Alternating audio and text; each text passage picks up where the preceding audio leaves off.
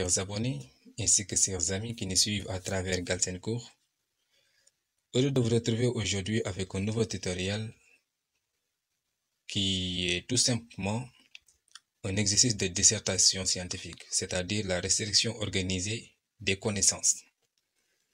Et avant toute chose, je vous demande, si vous n'êtes pas encore abonné à ma chaîne, veuillez cliquer sur le bouton s'abonner et activer la cloche pour ne pas manquer les autres cours et les exercices qui vont venir après. Pour ne pas tarder, nous allons directement commencer. Et je vous demande aussi que, avant de regarder la correction de ce sujet, si vous pouvez mettre en pause la vidéo et de traiter le sujet intégralement avant de regarder la correction, ça pourra vous aider. Et voilà, on va commencer. Et le sujet nous dit, on stimule efficacement une fibre nerveuse commandant la motricité d'une fibre musculaire. La consigne est, comment naît et est conduit l'influx nerveux. Maintenant, il faut relire plusieurs fois pour bien comprendre le sujet. On nous dit, on stimule efficacement une fibre nerveuse commandant la motricité d'une fibre musculaire. On stimule efficacement, donc on a stimulé quoi? La fibre. Quel est le rôle de la fibre? La fibre commande tout simplement la motricité d'une fibre musculaire. Donc on a stimulé, mais avec quelle intensité? Avec une intensité efficace. Donc puisqu'on a excité avec une intensité efficace, forcément il y aura la naissance d'un influx nerveux.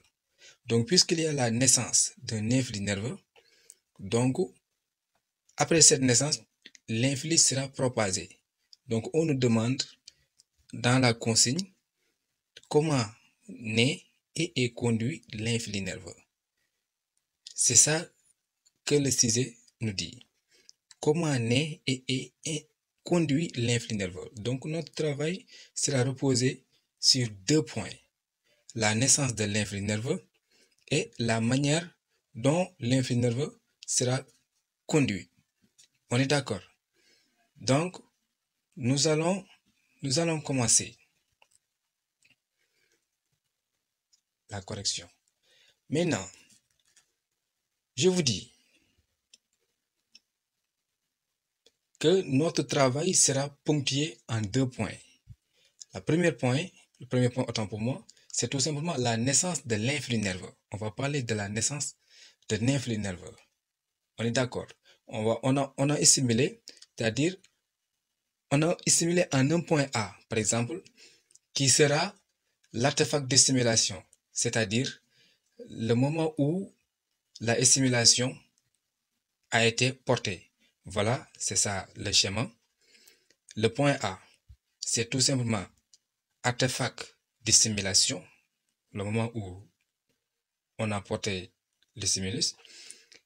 Et AB est tout simplement le temps de latence, c'est-à-dire le temps mis par l'influx jusqu'à atteindre le dipôle, n'est-ce pas? Ici, le point C, on nous a dit que c'est inversion de la différence de potentiel, c'est-à-dire la dépolarisation. Cette phase-là, c'est la dépolarisation. On est d'accord? Après, on a le retour E. Là, le retour E, c'est retour à l'état initial. Après une légère hyperpolarisation. C'est ça. C'est ça, hyperpolarisation. Donc, cette phase-là, c'est tout simplement le potentiel de repos. Je récapitule. A, c'est l'artefact de stimulation, c'est-à-dire le moment où le stimulus, on a porté le stimulus. On est d'accord? AB, c'est le temps de latence. B, c'est la dépolarisation, c'est-à-dire inversion de la différence de polarisation, inversion de la différence de potentiel. On est d'accord? Là, c'est la repolarisation.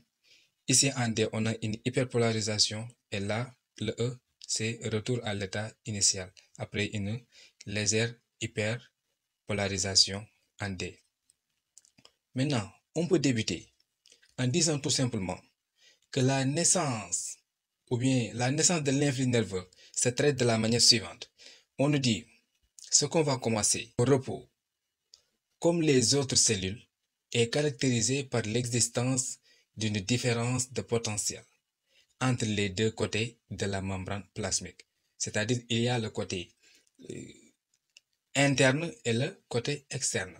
Donc la cellule nerveuse au repos, comme les autres cellules, est caractérisée par l'existence d'une différence de potentiel entre les deux côtés de la membrane plasmique, c'est-à-dire le milieu intracellulaire et le milieu extracellulaire. Ce potentiel de repos est dû à une répartition inégale des ions de part et d'autre de la membrane. Une répartition inégale des ions de part et d'autre de la membrane. Il est maintenu constant grâce à l'activité permanente d'une pompe à sodium-potassium faisant partie de la membrane. On est d'accord parce que la pompe à sodium-potassium faisant partie de la membrane. On est d'accord. Le milieu extérieur est riche en sodium et le cytoplasme en potassium. Donc retenez-vous bien que le milieu extérieur est riche en sodium et le cytoplasme est riche en potassium. C'est-à-dire le milieu intracellulaire est riche en potassium, c'est-à-dire K+, l'échantillon K+, et le milieu extracellulaire est riche en sodium, c'est-à-dire les ions Na+. On est d'accord. Donc, lors d'une excitation efficace, c'est-à-dire cette stimulation comportée au niveau de A, lors d'une excitation efficace, on assiste à la naissance d'un influx nerveux. C'est le potentiel d'action. Ce que vous voyez là, c'est le potentiel d'action. Donc, on a excité avec une intensité efficace. Donc, on assiste à la naissance d'un influx nerveux. On a expliqué comment l'influx est né. C'est ça qu'il faut porter en premièrement. On est d'accord? Maintenant, on va prendre note. Je vais écrire ce que je viens d'expliquer. Ne vous inquiétez pas. On va prendre note.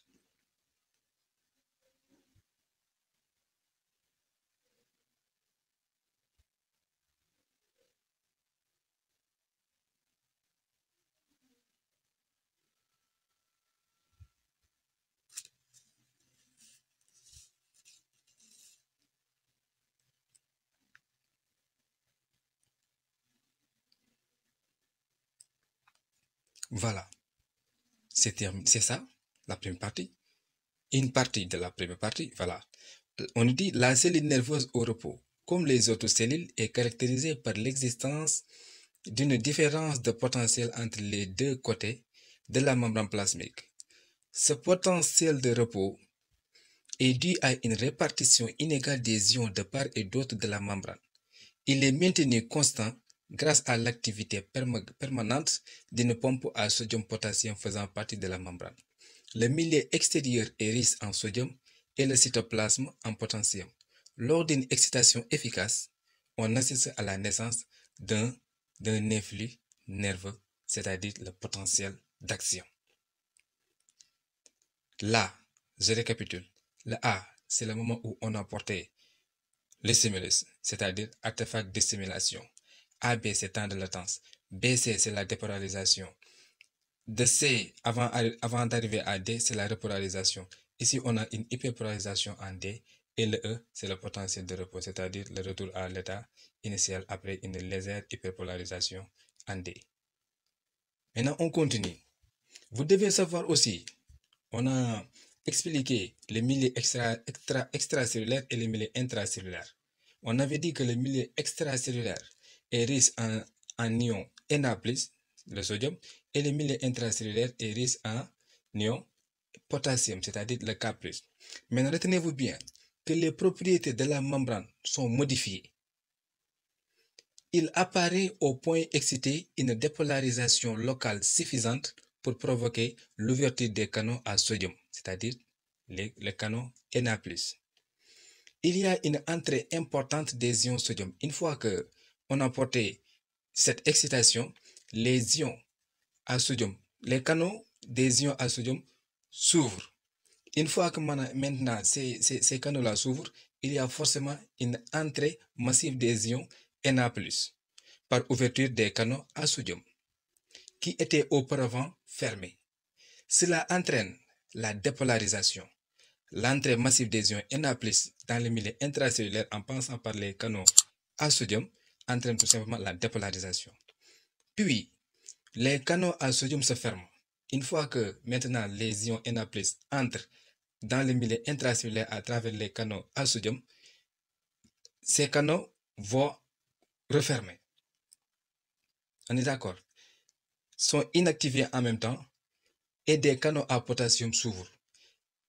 Une fois que les canaux Na+ se ferment, les canaux à potassium s'ouvrent. On est d'accord? Une fois que ces canaux-là s'ouvrent, une sortie importante de potassium permet la repolarisation. Je disais que l'entrée des ions Na+ entraîne la dépolarisation. Maintenant, une fois que les ions Na+ entrent, les canaux à sodium se ferment. Et maintenant, les canaux à potassium s'ouvrent. Cette ouverture des canaux à potassium entraîne tout simplement la sortie des ions K+, c'est-à-dire le potassium. Cette sortie-là permet tout simplement la repolarisation. Maintenant, là, vous voyez l'hyperpolarisation. Maintenant, l'hyperpolarisation passagère est due tout simplement à une sortie un peu trop importante de potassium. Maintenant, s'il y a l'excès des ions K+ qui sort, cela entraîne tout simplement l'hyperpolarisation que vous voyez ici en D. Maintenant, donc, vous voyez qu'il y a un déficit. Retenez-vous bien, quand les canaux à potassium se ferment, la polarisation est redevenue normale. Après l'ouverture des canaux K+, et qu'il s'est produit une sortie excessive des ions K+, maintenant ces canaux K+, la potassium se ferment à nouveau.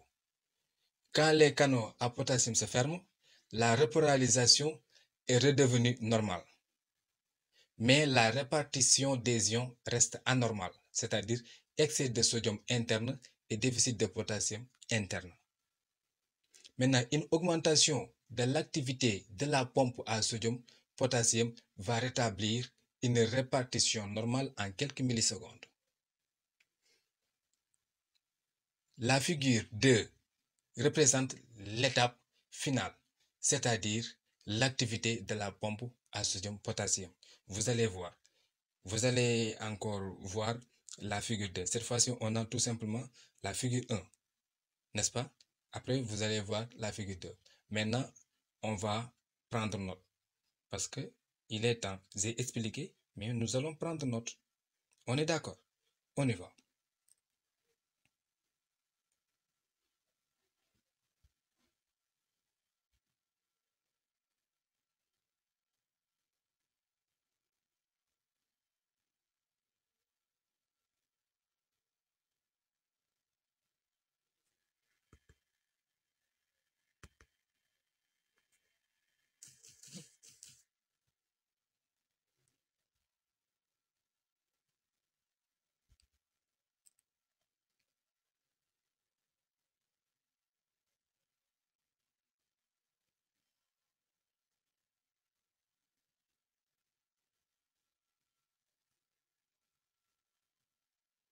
Voilà, c'est ça. C'est ce que je viens d'écrire. Je disais que les propriétés de la membrane sont modifiées. Il apparaît au point excité une dépolarisation suffisante pour provoquer l'ouverture des canaux à sodium. Il y a une entrée importante des ions sodium par ouverture des canaux à sodium, qui étaient auparavant fermés. Cela entraîne la dépolarisation. Puis, les canaux à sodium se ferment, sont inactivés et des canaux à potassium s'ouvrent. Une sortie importante de potassium permet la repolarisation. L'hyperpolarisation passagère est due tout simplement à une sortie un peu trop importante de potassium. Quand les deux canaux à potassium se ferment, la repolarisation est devenue normale. Mais la répartition des ions reste anormale, c'est-à-dire excès de sodium interne et déficit de potassium interne. Une augmentation de l'activité de la pompe à sodium-potassium va rétablir une répartition normale en quelques millisecondes. La figure 2 représente l'étape finale, c'est-à-dire l'activité de la pompe à sodium-potassium. C'est ça la figure 2. tout ce qu'on vient d'écrire là, autant pour moi, se résume dans ce schéma. Vous voyez là, canal Na+ fermé. Je disais que le milieu extracellulaire est riche en ions Na+, et pauvre en ions K+. Et le milieu intracellulaire ici est riche en ions K+, et pauvre en ions Na+. Donc ici, on a le canal Na+ fermé. Ici, on a le canal K+ fermé. Après, ici, on a pompe Na+. N'est-ce pas? Voilà, K+, voilà, ça est là. Donc, il y a l'ouverture ici, et fermeture là. N'est-ce pas? Maintenant, vous devez comprendre aussi que la sortie de 3 Na+ correspond à l'entrée de 2K+. Ça aussi, c'est important. N'est-ce pas? La pompe fait sortir 3 Na+ et entrer 2K+ pour établir le déficit de charge. Maintenant, c'est ça la naissance de l'influx nerveux. C'est ce qu'on doit dire en ce qui concerne la naissance de l'influx nerveux. Maintenant, une fois que l'influx nerveux est né, on doit savoir aussi comment se propage l'influx nerveux. Parce que comme vous le voyez, l'influx se propage dans un fibre. Maintenant, on a plusieurs fibres. On a des fibres myélinisées et des fibres amyélinisées. Les fibres myélinisées, ce sont des fibres qui sont recouvertes de la gaine de myéline, et les fibres amyélinisées sont des fibres qui n'ont pas de la myéline. Donc, on va voir ce qui concerne les courants locaux et les courants et la conduction saltatoire. On est d'accord? Les courants locaux, on les observe tout simplement au niveau des fibres amyélinisées. Et la conduction saltatoire se trouve tout simplement au niveau de la fibre myélinisée, c'est-à-dire avec la présence de la myéline. On est d'accord? Donc, ce qu'on doit dire, nous savons bel et bien que la stimulation, on avait porté une stimulation. Donc, la stimulation crée un potentiel d'action qui se déplace avec une faible vitesse de quelques dizaines de mètres par seconde. On est d'accord? Maintenant, supposons on est dans une fibre sans myéline, c'est-à-dire fibre amyélinisée. Les charges migrent de part et d'autre des points excités. A. C'est le point A. Vous vous rappelez? Maintenant, ces courants locaux dépolarisent les points B et C jusqu'au C, permettant l'ouverture des canaux à sodium. Ainsi, en B et C, c'était là la dépolarisation. En B et C naissent des potentiels d'action identiques au précédent.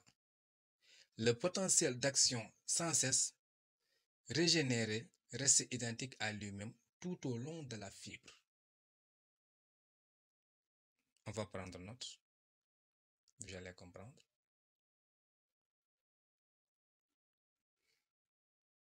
C'est là, ça, c'est la propagation de l'influx nerveux.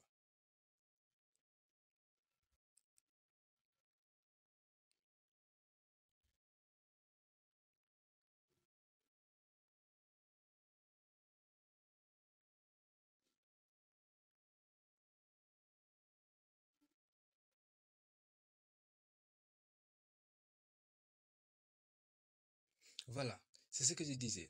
La stimulation crée un potentiel d'action qui se propage avec une faible vitesse de quelques dizaines de mètres par seconde. Maintenant, dans une fibre sans myéline, les charges migrent de part et d'autre des points excités, c'est le point A. Ces courants locaux dépolarisent les points B et C jusqu'au C permettant l'ouverture des canaux à sodium. Ainsi, en B et C naissent des potentiels d'action identiques au précédent. Le potentiel d'action sans cesse régénéré reste identique à lui-même tout au long de la fibre. Maintenant, ce cas-là, c'est tout simplement le cas d'une fibre amyélinisée. Là, vous savez que cette fibre-là est amyélinisée, c'est-à-dire l'absence de la gaine de myéline. C'est ça, plus, moins, ce sont les charges. Le milieu extracellulaire est chargé positivement et le milieu intracellulaire est chargé négativement. Là, vous voyez là, c'est inversion de la polarité. Ici, on a un signe moins, là c'est plus, là c'est plus, là c'est moins, là c'est moins, là c'est plus. Voilà. C'est comme ça que ça se passe. C'est ça qu'on appelle les courants locaux. On est d'accord. Maintenant, on va entamer la condition saltatoire. Cette fois-ci, nous ne sommes plus dans une fibre sans myéline, mais dans une fibre myélinique, c'est-à-dire avec la présence de la myéline. Maintenant, dans une fibre myélinique, la gaine de myéline joue un rôle isolant. En outre, presque tous les canaux à sodium se trouvent au niveau des nœuds de Ranvier. Des courants locaux s'établissent d'un nœud de Ranvier à l'autre. C'est la conduction saltatoire qui permet une vitesse plus grande de propagation de l'influx le long de la fibre nerveuse. Donc, la propagation de l'influx nerveux dans une fibre myélinisée est beaucoup plus rapide que la propagation de l'influx nerveux dans une fibre amyélinisée. On va prendre note.